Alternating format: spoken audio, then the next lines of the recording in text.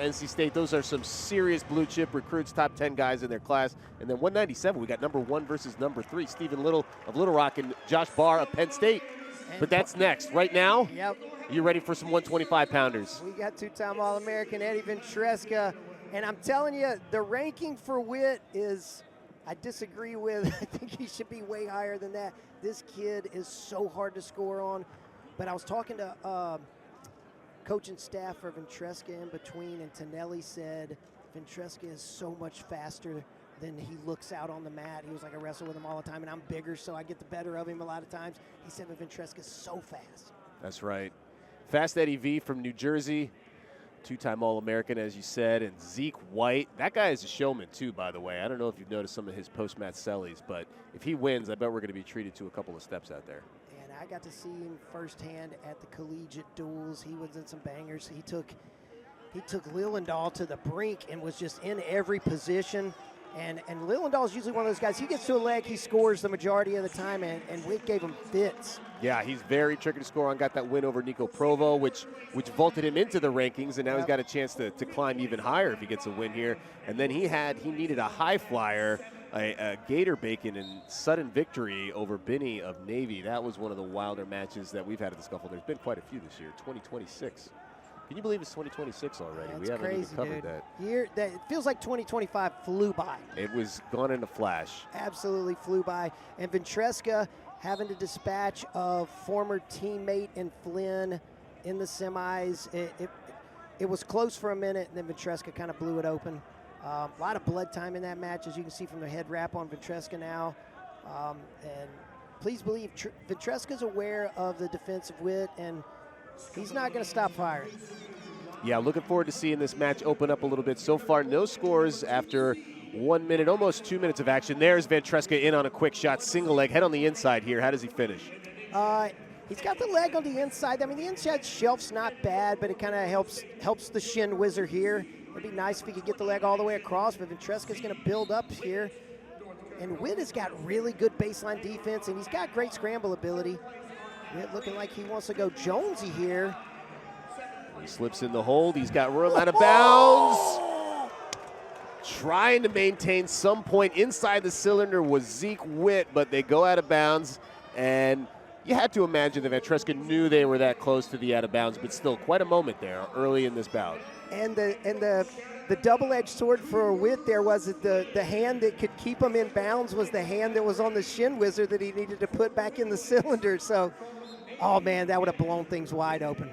Yeah, two-time All-American going down early. That would have been big, but we'll see how both wrestlers respond. Virginia Tech versus North Dakota State. Not often these two teams get on the mat together, and that's what's great about these in-season tournaments is you see some matchups that you wouldn't otherwise get with the dual meets. 100%. And I saw Obi Blanc in between the semis and the finals, and I told him, I was like, man, I said, there's so much thing as giving you too much love on the mic, but man, I just love me some Obi. He's like, no, there's not. But Obi Blanc, man, can't say enough about what he's done after he's taken over the helm there. And man, it shows in his athletes out here competing, scoring against the best guys in the country. Absolutely. We can talk about the Journeyman Collegiate duels that we were both at, where we got to see Coach Blanc's team compete. And Witt gets to choose first, and he goes underneath, so bottom man set. And now Ventresca comes up top, and the second period underway. But yeah, those Bison, they wrestled real tough out there. I mean, it's tough when your opponent is Penn State and they're going for the biggest, record for most dual meet wins in a row. But wow, Witt, case in point, coming up, didn't quite free himself yet, but some good tough wrestling. And that was great communication there on the refs. He looked to his secondary and wanted to confirm that he's kept the seatbelt. Till you break that seatbelt and get it past the center line of the spine, they're going to give you control. And how about Coach Blanc threw the brick out, and Witt ran back to the center, chucked it back, said, we don't have time for that. I want to wrestle. And Witt's confidence and ability to get off bottom. One thing that I was impressed with and continue to be impressed with at Ventresca is that just little blanket ride off the whistle and getting that near side boot in and learning how to kill a period while he's working his ride. But Witt, great hip heists.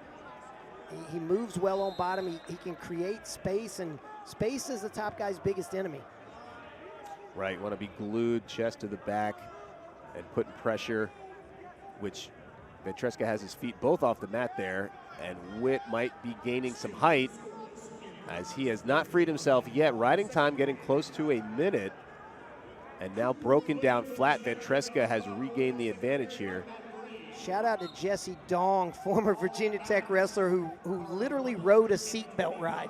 You don't see too many wrestlers throw in a boot and take it all the way across the body, but Jesse Dong was definitely the guy that seemed like to pioneer that. You're going to get a stalemate here, and really Witt got to that point to where he had a position where he could swim back for that wizard and start to face. Yeah, great callback to some of the vintage ACC wrestlers at Virginia Tech. Those were the earlier days, the dresser days, right? Yeah, those are some fun teams. Jesse Dong would give guys fits in that position. First couple times I saw it, I'm like, no way this guy's putting his boot all the way across the body like that. Nobody rides like that. So 44 seconds left in the second period. Still 0-0. Ventresca's putting a nice ride on. We're going to get a caution on Ventresca. He said he heard a different mat whistle. We have 4 mats going on at once. First place, third place, fifth place, and seventh place. When you got 40 people per bracket, you can wrestle out to 8 placements. Yeah, and it's always heavy, full brackets here. It's definitely gotten deeper this year, which is great. You want to see the depth return. Just like that, Witt's out. There's the escape after 1:25. We'll see if that comes into play. That's right around that borderline area. Who gets the takedown is going to matter more, but could come into play with riding time over a minute in Ventresca's favor. 1-0 though. Witt leads, just 20 seconds left in the second period. Yeah, and I think early on in Ventresca's career, he was one of those guys, he would wrestle close to the, keep things kind of close to the vest. He'd be in some sudden victory shootouts and really never got his offense off. And it seems like now, man, once he cracked the podium 2 years ago, I think he got 7th. And man, his offense on his feet, his counterattacks have just gotten better and better and better. Yeah, absolutely. You get that monkey off your back a little bit, and then you start wrestling a little bit more confidently, whatever the case may be. But he's certainly proven himself to be an elite tier 125-pounder in a weight class where you see so much upheaval and upsets, but can you call them upsets? Yeah. He's been pretty consistent, which is a great thing to have. He's got 1 more year of eligibility, I believe, if he gets a medical red shirt, which I think he has. And Witt needs to race riding time here. Ventresca's got 10 seconds to get out. Witt no slouch on top either. Yeah, redshirt freshman from Kansas. Traveled north to Fargo, and his first year is already making some noise. We mentioned his win over Nico Provo. He wrestled Luke Lillidahl very tough, and it's a good guy to have. You want your leadoff guy to set the tone as he escapes. Riding time down, or Ventresca escapes, as you say. Riding time has been run down to 50 seconds. Now it's 1-1, so tie ball game. Yeah, well, hopefully we get some free fireworks post New Year's down the stretch here. 1-1 match. You're waiting for that first big flurry. Ventresca was able to get a leg early, but no score on that Jonesy counter. There's another nice attack for Ventresca, so fast. Got the leg all the way across that time, and Witt kicks out. And got a little scratch on the hand there. And Witt looks like he wants to get a little physical here, chopping, pulling down. But he's stuck ear to ear in this collar tie, and he got there a couple times when I saw him wrestle at collegiate duels. And it's really tough to score on a guy when you're clamped in ear to ear. Yeah, no room to work. Ventresca very strong. He's got the experience advantage on Witt. A 5th-year redshirt junior versus a redshirt freshman. There's a quick flurry. We're down to short time here. Final 20 seconds of regulation.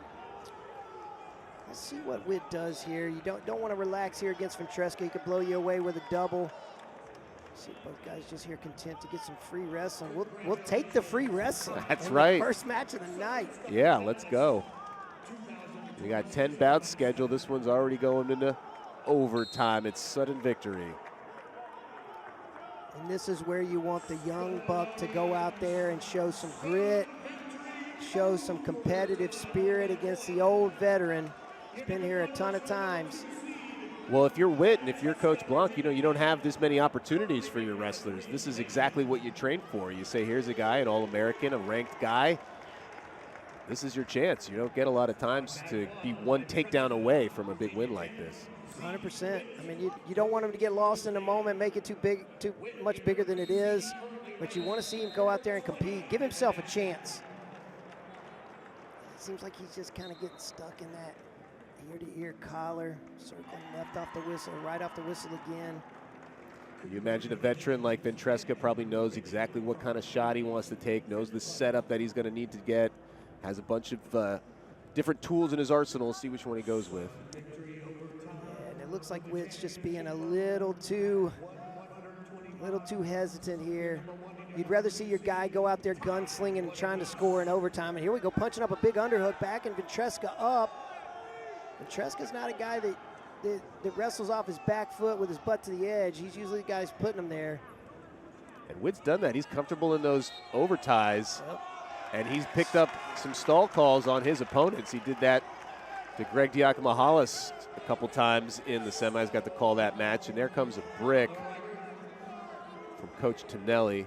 I don't know if they went, I don't think they have to go out of bounds in order to call for stalling, but they definitely didn't completely go out of bounds from where I saw. No, it looked like Ventresca was circling a bit, but to your point, stalling existed before they made the rule of when you go out of bounds, it's either action or a stall. You could just call it anytime. You can get called for stalling anywhere in the mat.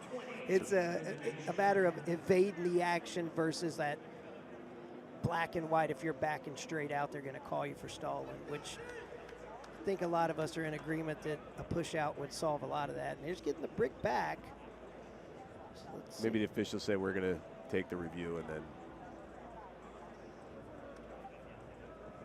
So no stall call? Yeah, I can't. Here Coach Blanc wants to know what's up too. We're in the same boat. I couldn't hear exactly how it went. So we'll find out if there's another stall call, whether that counted or not, because that next one will be a point, or it could be a point, and then that'll be the match. Yeah. But, I mean, if you're Witt, maybe you go back to your hooks. All right, when I say that, Ventresca straight away, little anchor double. And the point is moot. Yeah. Well, Ventresca, that's what the vet does, right? 100%. Just picked his spot. Never panicked, even with the stall call. He let his coach do what he needed to do. You throw the brick, I go out and score points, got right back to it. And again, that's one of the things, you go back and talk to Witt about. It's like, hey, man, maybe we got caught up a little bit in forcing a stall call, or when we didn't get the stall call, your brain kind of reverted to this, and it's